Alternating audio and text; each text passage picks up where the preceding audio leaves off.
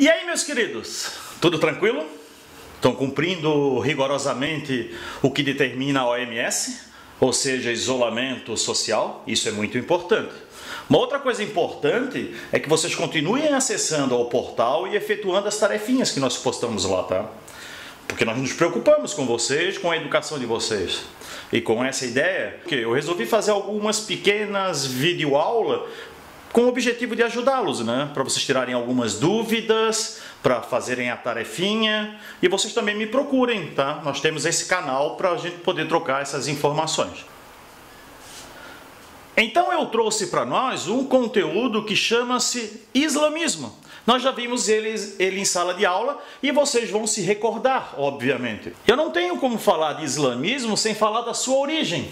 A sua origem ela se dá na Península Arábica. E essa região ela é interessante porque ela tem duas cidades importantes no qual nós vamos falar hoje.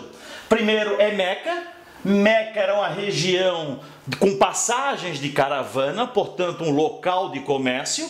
E nessa região de Meca que nós temos aqui, há a Caaba, essa construção cúbica e cujo seu interior possui uma pedra negra. Notem o seguinte detalhe. Hoje, toda a região ela é monoteísta e islamizada. O que é isso, professor? Significa que eles acreditam num Deus só, Alá, e que eles são islâmicos muçulmanos. Diferente daquele período, porque naquele período eles eram politeístas e a própria região onde fica a Caaba era um local onde se cultuava vários santos. Entenderam até aí? Então nós temos o seguinte. Em 570 nasce Mohammed ou Maomé. Marinha e Sarinha riem de mim porque eu sempre falo errado o nome. Mas tudo bem. Maomé nasce no ano 570. Ele tem o hábito, segundo a tradição islâmica, de subir até o Monte Hira com um objetivo: meditar. Por volta do ano 610, segundo essa mesma tradição, ele começa a ter a visão ou a visitação do anjo Gabriel, que dura durante longos 23 anos. Todas essas visitações, digamos aqui sim, aparições, o anjo começa a recitar ao profeta. Recitações essas que dão origem àquilo que nós chamamos de o Alcorão. O Alcorão é o livro sagrado para o islamismo, assim como a Torá do judaísmo, a Bíblia do cristianismo. Para o islamismo é o Alcorão, todo ele elaborado em árabe. O Alcorão ele é interessante porque ele não é apenas um livro que versa sobre a religião. Ele é um livro que também trata de questões legais, éticas, sociais, casamento e assim vai. Ele é realmente a principal obra dentro do islamismo. O que acontece quando então Maomé tenta levar a essa região de Meca o islamismo, o monoteísmo? Gera um conflito entre os mercadores locais que estão habituados a ganhar dinheiro, explorando a religião também. Então o que acontece? Ele acaba sendo forçado a sair de Meca e vai para Iatrebe. Iatrebe hoje é chamada de Medina, a cidade do profeta. E lá ele fica até o ano 630. Mas vamos voltar um pouquinho aqui. Esse momento em que ele sai de Meca e vai para Iatrebe, o ano 622, é chamado de Égira. E marca o ano 1 do calendário muçulmano. Então notem, o calendário deles também tem uma certa diferença do nosso calendário. No ano 630, então, o Maomé monta um exército, ele já islamiza aquela região, monta um grupo forte, vem até Meca e ali ele toma a região e durante pouco tempo vocês podem perceber que toda a Península Arábica ela começa a se tornar islâmica nesse período. O islamismo ele tem uma outra característica que são os seus 5 pilares de sustentação, ou seja, as suas 5 principais características. Credo, ou seja, crer que Maomé ou Mohammed seja o seu profeta e Alá o seu único Deus. Peregrinação.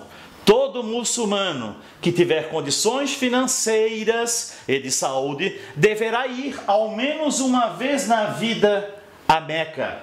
Nós temos a oração. orar 5 vezes ao dia e olha só, sempre virado a Meca. Nós também temos a caridade, uma característica muito interessante desses 5 pilares. Jejuar, o jejum. No período do Ramadã, jejuar do amanhecer ao anoitecer. Outra interessante também. E aí nós temos o quê? O profeta, ele deixa algo muito interessante, que é a jihad. A jihad é a obrigação, missão de todo muçulmano em espalhar a fé muçulmana. E olha só como deu certo. Maomé morre por volta do ano 632, a Península Arábica basicamente toda islamizada e várias outras regiões, como o norte da África e a própria Península Ibérica, claro, com o passar do tempo, né? Parte da Ásia também. O profeta ele acaba falecendo então no ano 632, como eu já havia dito. E aí quem será o sucessor dele, porque ele não deixa isso por escrito, a princípio não deixa isso por escrito. Então surgem 2 grupos, os xiitas e os sunitas. Professor, qual a diferença de um para o outro? Xiitas defendem que para ser sucessor do profeta deveria ser um parente dele. O sunita não. Os sunitas já dizem que o sucessor do profeta deveria ser um escolhido. Não precisaria necessariamente ser um parente dele. O islamismo ele é importante porque não é apenas um conceito, ou um preceito, ou uma ideia religiosa.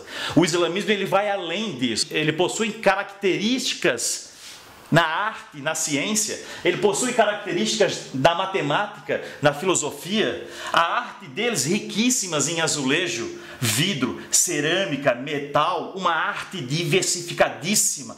Assim como na arquitetura, o próprio Taj Mahal na Índia é uma importante herança cultural muçulmana. Além disso, a matemática com o emprego do número arábico foi bastante interessante. O que seria da filosofia ocidental sem as obras de Aristóteles e Platão, que foram eles que conseguiram manter, traduzir, espalhar, se difundir, porque perceba o quanto o islamismo ele se espalhou para várias regiões. Meus queridos, essa foi a nossa aulinha curtinha de hoje. Eu espero realmente que vocês tenham entendido e que ela tenha sido de bom proveito para vocês. Não se esqueçam, estamos morrendo de saudade. Esse nosso período ele vai passar daqui a pouco. E logo, logo estaremos juntos em sala de aula. Ok? Beijos, até a próxima. Abraços.